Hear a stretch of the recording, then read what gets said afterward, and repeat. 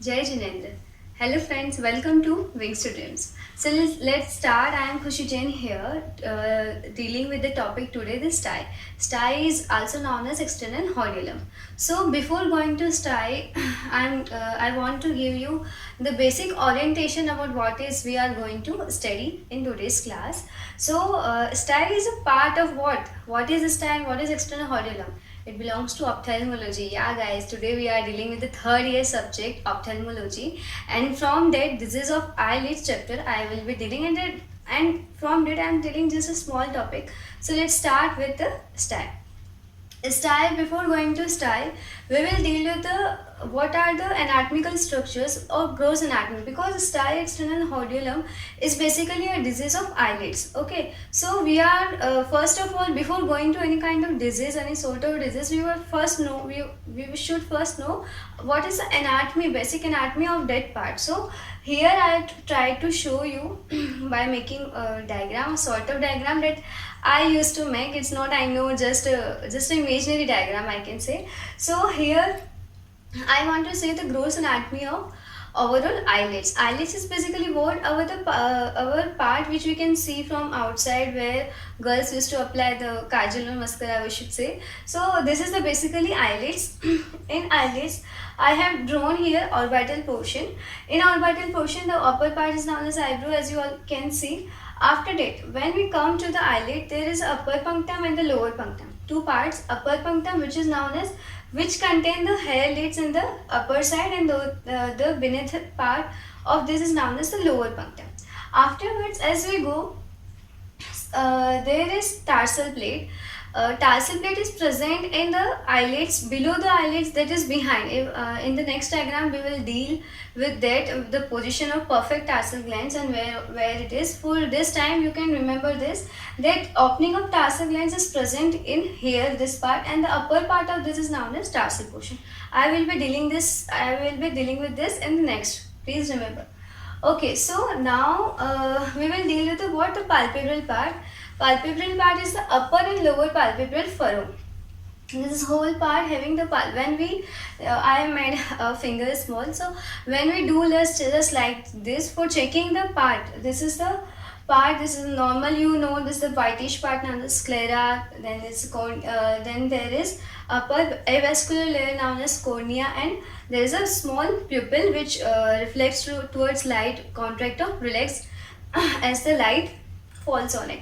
So after that, there are what, the palpebra is basically this part, lower part, and below the eyelids and upper part of this. I should wanted to explain you so that you can grasp it easily. So this part we can say is upper palpebral, and this part we can say is the lower palpebral, and the furrow is the line which is going through this, like this I have shown you. So this is what all is the basic structure of an eyelid. And if any sort of disease, any kind, because this is the most important part. Okay, so just take a example that you have a body, and you are, and if you would not have the skin, the most outermost covering, then what would be you like? Your body will be looked with loads of muscles, blood and circulation here and there. So what will you think, like this is would be any kind of protection? No, this is although there are COVID-19 and pandemic epidemic is going on, but we have a protection sort of skin. So basically what I wanted to impact here is कि any kind of thing would have their outer part. So here is outer parts, this is eyelids, and eyelids, what are their functioning? Their function is to what? Tear the drainage. They help in drainaging of the tear. They have the mechanism of I can say in Hindi, that is palke jukana, we can say. So whatever eyes blink, doing by blinking, whatever eye, this is a protective mechanism. We can't continue focus in one object for more a while. Yeah, there are yoga concentrators also, but that is the other thing. But we can't focus. If we do so, our muscles get dry. So this is all, the blinking of our eyes is done to protect our eyes, to keep moist our eyes, to also if there is any kind of foreign particles, just minute, or even a a hair, a cilia of cilia is basically what I am talking about, the eyelids hair. If this goes into our eyes, then we feel like it's a very itching and very watching in our eyes. Watching in our eyes is known as epiphora. Okay guys, so this is what ki eyelid, just an eyelid. Do you think just an eyelid of our eye is performing this whole kind of functions, protection? So what is whole behind the eyeball? What, how would it be, how it, so it's like a god has made everything perfectly. Okay, so without going or distracting from our topic, let's come to here only. So basically, if any kind of disease occurs, this is known as the stye. Disease of eyelids occurs when external hordeolum. External hordeolum is what? The upper part of eyelids, which is, we can see this margin. This marginal part you can see is known as external hordeolum. So any kind of lump or any kind of mass, acute suppurative inflammation associated with glands of Zeiss and glands of mole is known as the external hordeolum. Okay. Okay, so stye. Stye is what? Acute suppurative inflammation associated with glands of Zeiss and glands of mole. So acute is what you mean by acute. Acute is that is which occurs early in phase, that is which occurs instantaneously, we can say. So acute suppurative inflammation. Suppurative is that is it contains a type of any kind of bacterial inflammation associated with glands of Zeiss and glands of mole.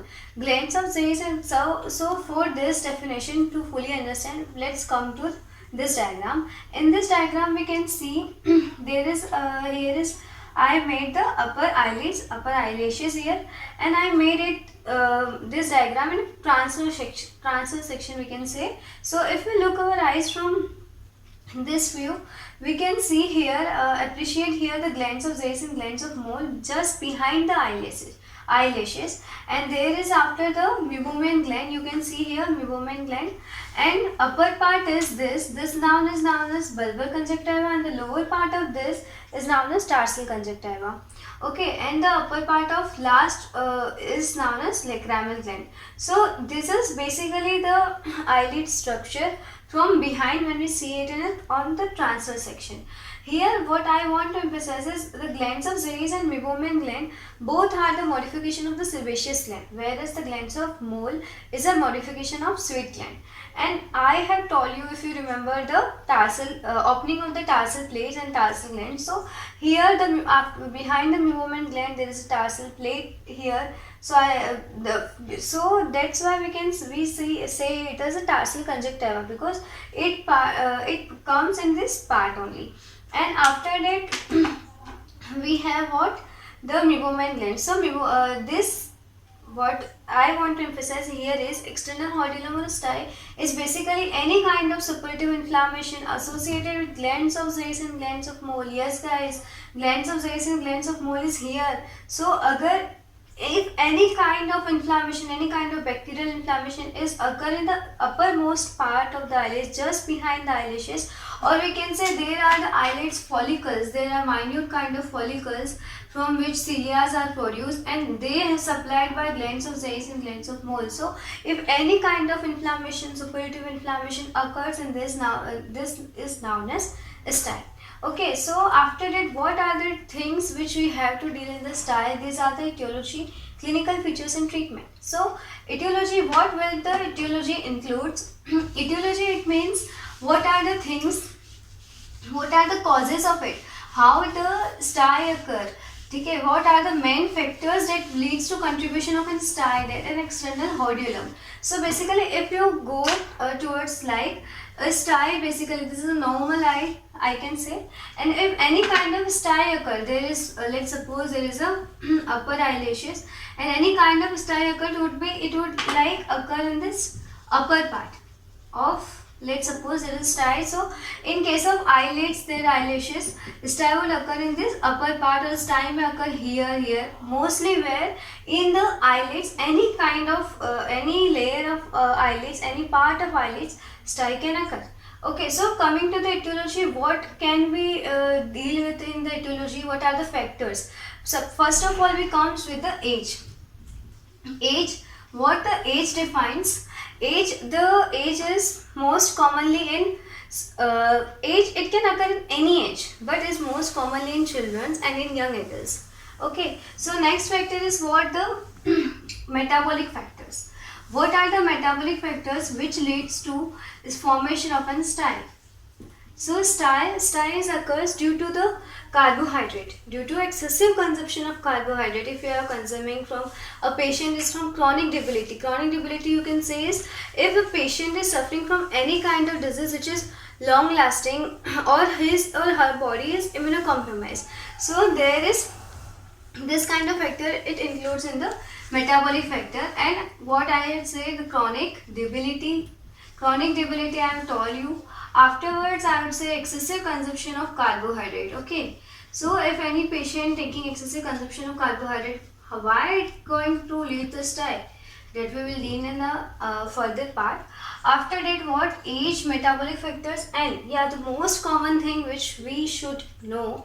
And if any kind of disease in whole eye, or I should say any most common the causative organism which cause diseases in the eyelids or any kind of part of eye is what you all know, guys. This is most common is Staphylococcus aureus. You all know basically Staphylococcus aureus. Yes, Staphylococcus aureus is what the bacteria, gram positive bacteria you can say, is the most common organism which leads to infection. Okay, so infection we have I have told you about the etiology. Etiology are this much factors which leads to formation of style. Also in case of diabetic patient, okay, chronic diabetes mellitus के जो patients हैं, they also have style. Afterwards, if we go, what are the things? These are the factors. Okay, so what we do, how is it? It's not that Staphylococcus is coming in your eyes that yeah, I am going to infect you. No, it's not like that. It's just कि if a contaminated finger is rubbed, or rubbing of eyes, fingering of eyes, we do with our contaminated hands actually. So this can lead to the infection or exposure to the organism from the infected area. For example, hospital acquired infection we can get, or any sort of in the chronic debility patients we can get this type. Okay, so this is all about the etiological part, that what are the factors which leads to style. After that, what we do is the clinical features. I hope you all understand about what is style. Style is basically acute suppurative inflammation of what glands associated with glands of Zeiss and glands of mole, and this style is what are its factors. So now let's next move to the clinical features. So clinical features of style would include what? Clinical features of style include two things: the symptoms and the sign. So why I have told you here the two different things? Because what the symptoms are that which the patient comes to our clinic and tells, yeah, I have this much problem, and the signs are that which we look into the patient and say, yeah, there is a stye. This is a case of stye or external hordeolum. Okay, so in case of symptoms, what are the common symptoms? There would be the pain, there is swelling. Okay, swelling of what? Yeah, this is a disease of eyelids, so obviously swelling of lids. Depending upon the part, there is upper lid involvement, so upper lid or lower lid involvement, lower lid will affect it. Then what else? Watering of eyes. Yeah guys, watering of eyes is also known as epiphora. So epiphora is also same. So pain, swelling, watering of eyes or itching. These are the common symptoms which patient comes to a clinic, that they have a pain, they have acute pain or swelling of the lids. And swelling of lids, I should say, should here, because we will not say swelling of lids here. There is patient might tell that my eyes are swelled, but we can notice it also. So it includes in this watering of eyes, this epiphora and itching. So why these all signs occur? Because of the staphylococcal infection. Basically our eyelids have the follicles. Okay, so these follicles are supplied by the glands of Zeiss and glands of mole, and there is bacterial infection in this only. So this will lead to the irritation, itching and all these symptoms. Okay, and watering of eyes, epiphora is basically a mechanism Watering is mostly, we can say, the tears basically. So watering of eyes is basically here the water, excessive water, the patient will get seriously intense, like this much what I do, or he or she may get confused, so it will lead to come to a clinic. So after that we will go to the signs. Obviously I have told swelling we can see here in the patient. After that, in signs we will do with the two things: stage of abscesses and stage of cellulitis.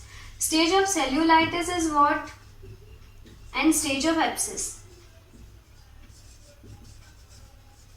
Okay, so stage of cellulitis, it is inflammation or swelling of the eyelids, and stage of abscess, there is a formation of pus. Okay, if the patient's style has gone severe, like there is a style and he had not take any kind of any sort of treatment, or do not do any home remedy, then it will get much and much severe, and after that it will leads to abscess formation. Abscess is basically a pus forming cavity which can be, whenever we can prick it or punch it, the drainage can be seen. So drainage can be easily seen like this. So it is a kind of abscess. Okay, so stage of cellulitis and stage of abscess are the two things which we can see. So cellulitis, how the cellulitis will represent, how the patient will represent, what are the things. It's not just an inflammation and say there would be inflammation, yeah there is, so it's style.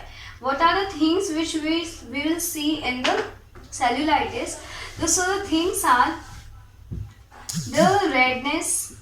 Okay, redness in the eye film, eye will be present, eyelids I should say, and there would be tenderness. Okay, there would be tenderness also present. So redness, firmness of the eye, tenderness, heaviness, would all these features are present in style.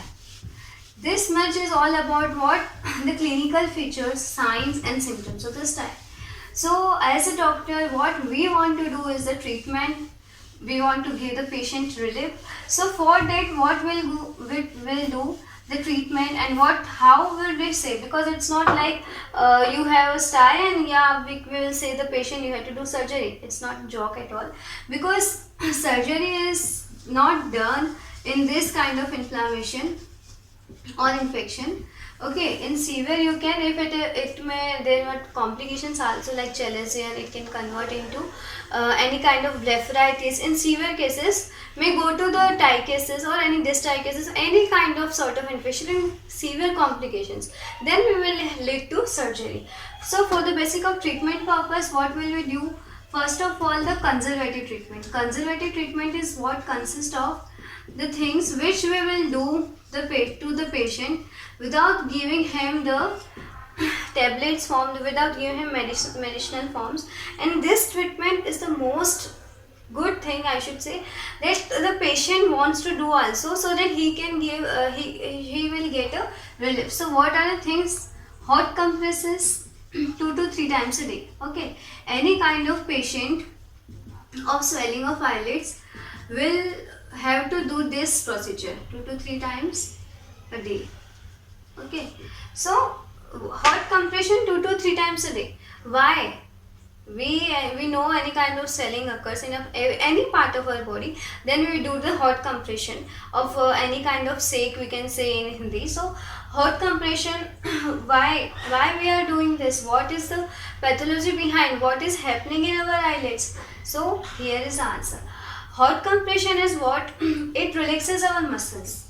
There is a style in upper eyelid. Okay, so it gets swelled and puffed, which leads to pain.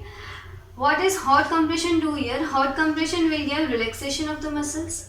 If there is a relaxation of muscle, then there is increased flow of blood, and there is increased flow of blood in the inner part of the vessels and the eyelids. Then it will leads to removal of the inflammatory cells from this part. So this is the importance of hot compression. Okay, so if you want to write with me, it would be better. So we can write it like this, that hot compression 2 to 3 times a day gives relief. How it gives relief? It gives the relaxation to our muscles. Okay, it gives relaxation of muscles. After it, what? Relaxation of muscles muscles get relaxed, then what happens? The blood flow will increase on that part, isn't it? Blood flow increase. This is the increase, okay? Then blood flow will increase. Blood flow leads to removal of the inflammatory cells. Removal of inflammatory cells, and this is how the patient get relief. Inflammatory cells are what? The infectious cells due to the Staphylococcus aureus. Okay, this is stays Staphylococcus aureus, and patient get relief. So this is the pathology behind the hot compression 2 to 3 times a day. Any kind of disease in the eyelids, we do this thing, hot compression 2 to 3 times a day. Okay, so what next? After that, we will do the normal medicinal treatment also. Antibiotic therapy we can give to him. Okay, antibiotic therapy, antibiotic therapy is what?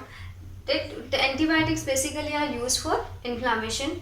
Okay, so what kind of antibiotics? Like in the form of eye drops, because mostly patient is suffering from this, so we prefer the modes that are good effective in this. So eye drops, any kind of eye ointment. Okay, so most common type you can tell me is the moxifloxacin. Okay, any kind of eye drops, so most common in any kind of infection we use this. Others are also okay. And after that, oral antibiotic or oral drugs, we can say last treatment for the patient. AB is antibiotic. I should write here.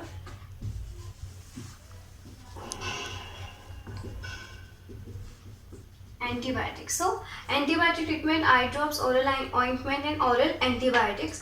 This much hot compressions and antibiotic analgesics we can also give, and if there is complications like chalazion or any kind of chalazion is basically what? This inflammation occurs with the meibomian glands.